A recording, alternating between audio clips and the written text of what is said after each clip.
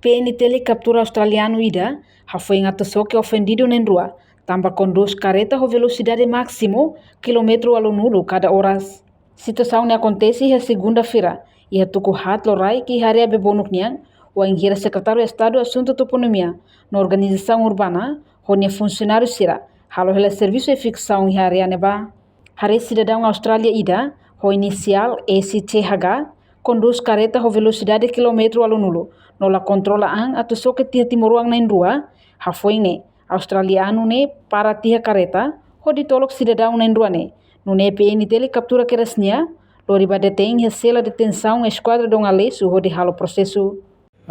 Horsek, mais ou menos ia tuku hato halu, lokrai, e tinha soscelência do Estado de Toponomia, ou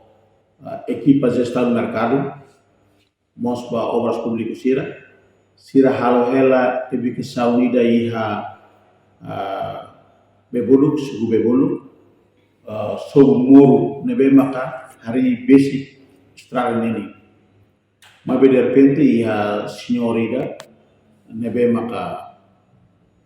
mai ho careta halai ho velocidade 80 km/h nebe maka tu soke opedidos na rua solte opedidos na rua nemos isin moros sirak suet liu e depois suspeito netuno sicareta tolok ba opedidos na rua ne depois de momento ne vaqueras